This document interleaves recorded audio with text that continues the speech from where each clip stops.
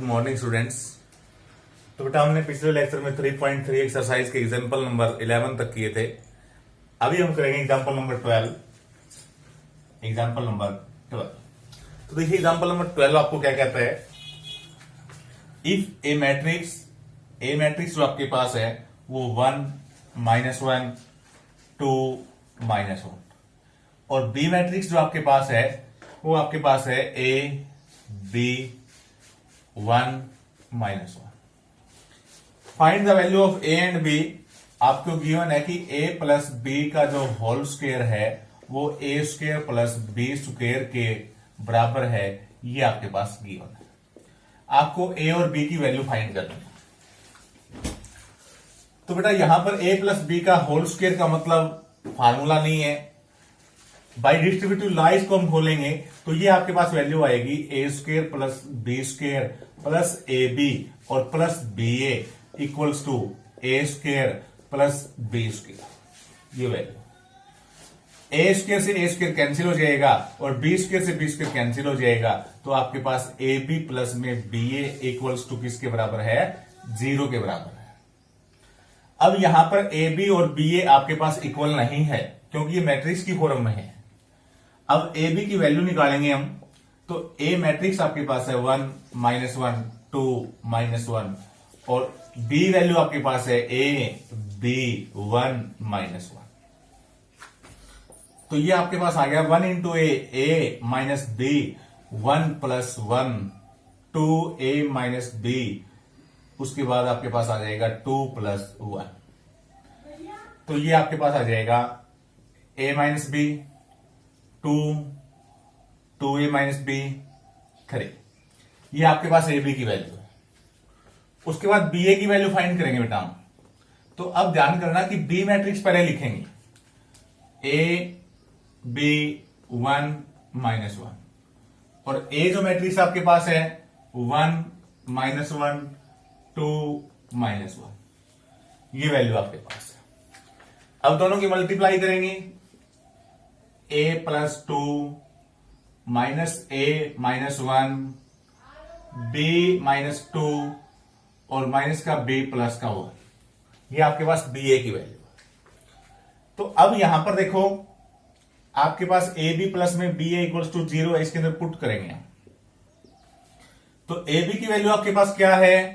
A B की value है बेटा a minus B 2 3 2a minus B और प्लस में बी ए की वैल्यू क्या है? a + 2 -a -1 b -2 b + 1 और इक्वल्स टू क्या है?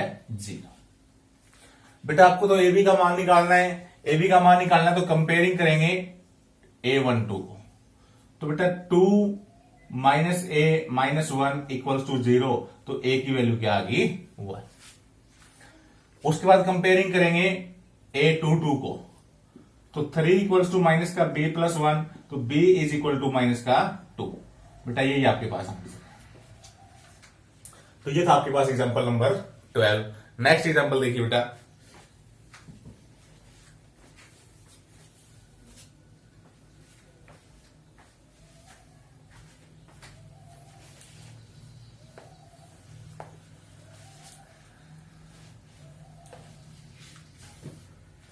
नेक्स्ट एग्जांपल आपका है एग्जांपल नंबर 40।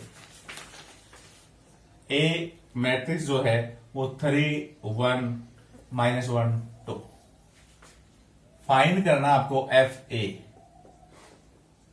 और आपके पास एफ एक्स जो है वेयर एफ एक्स की जो वैल्यू आपके पास है x² - 5x प्लस में 7 और बेटा 7 कांस्टेंट अकेला है तो मैट्रिक्स की फॉर्म में उसके साथ हम आई लगा देते हैं। आई का मतलब आइडेंटिटी मैट्रिक्स।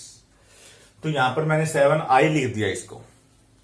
अब देखो आपको एफ ए फाइंड करना है और एफ एक्स गिवन है तो इससे आपको अंदाजा लग गया है कि पुट करेंगे x is equal to A. x is equal to A put करने के बाद वैल्यू आ जाएगी F A equals to a² - 5a + 7i। ये वैल्यू आपके पास आ जाएगी। अब आपको पता है कि a² आपके पास वैल्यू है तो a² को लिख सकते हैं a इंटू ए। तो a वैल्यू है 3 1 -1 2 और इसी प्रकार से 3 1 -1 2 ए स्क्वायर की वैल्यू निकालनी है। तो बेटा ये वैल्यू आ जाएगी 3 इंटू 3 9 -1 3 प्लस 2 -3 -2 -1 प्लस 4। तो ये वैल्यू आ गई बेटा 8 5 -5 3। ये वैल्यू आपके पास है। अब आपके पास ए स्क्वायर की वैल्यू आ चुकी है। इसके अंदर आप वैल्यू पुट करोगे ए स्क्वायर, ए और आई। जो भी आपके पास रिजल्ट आएगा वही आपके पास आंसर होगा। इस प्रकार का एग्जांपल हम पहले भी कर चुके हैं। नेक्स्ट एग्जांपल देखिए बेटा।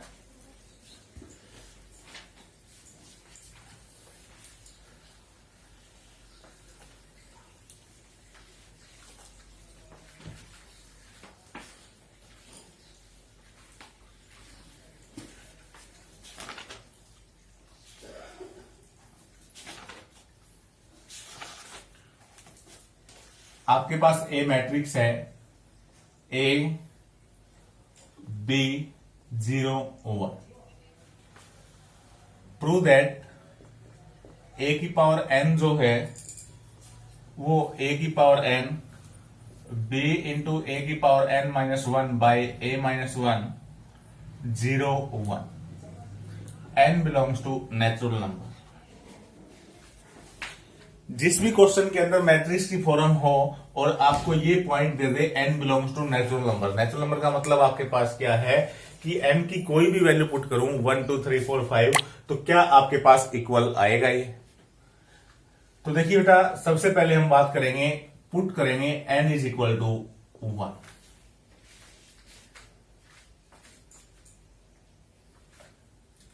n की जगह 1 पुट करेंगे इसके अंदर, तो ये आपके पास आ जाएगा a की पावर 1 इक्वल्स टू a की power 1 b into a -1 by a -1 0 1।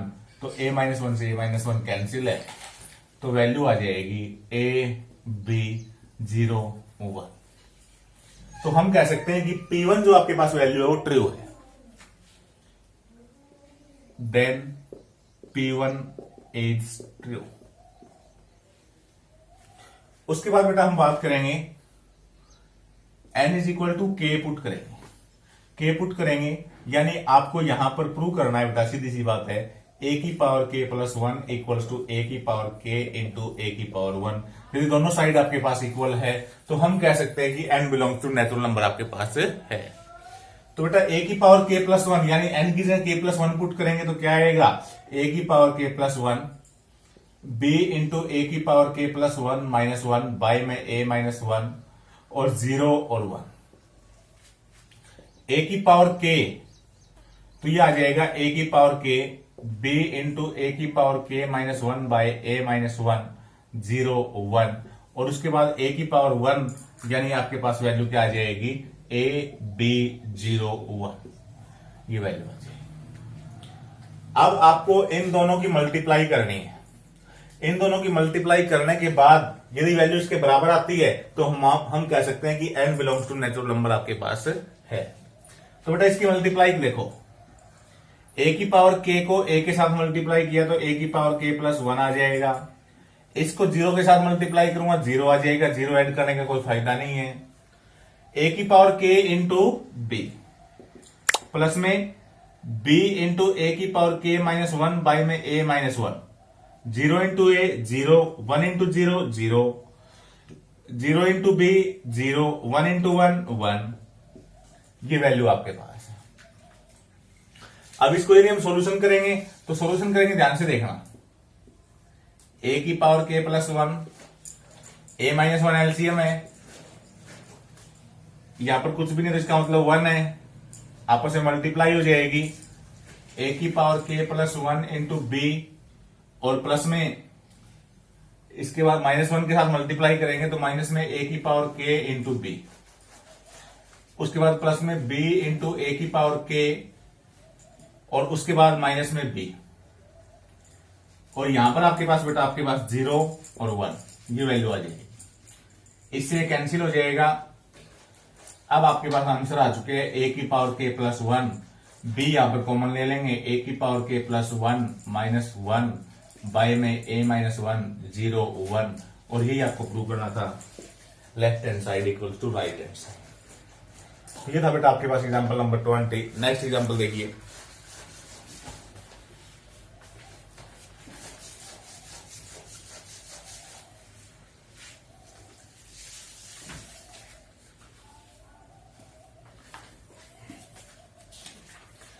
Example number 21 है बेटा, the books of a particular school has 10 dozen chemistry book, 8 dozen physics books and 10 dozen books on moral education. तो बेटा हम बात करेंगे यहां पर let A B and C denote be the books chemistry physics and moral education. Moral education, ये book आपके पास है। एबीसी से मैंने इनको रिप्रेजेंट कर लिया। रिप्रेजेंट करने के बाद ये कहता है कि आपके पास जितनी भी क्वांटिटी है वो डजन के अंदर है। तो मैं यहां पर लिखूंगा number of books represent in row matrix. इनको रो मैट्रिक्स के अंदर दिखाएंगे और डजन के अंदर है तो 12 इंटू में आ जाएगा। तो देखिए केमिस्ट्री बुक की संख्या कितनी है। केमिस्ट्री बुक की संख्या आपके पास है 10, 8, 10।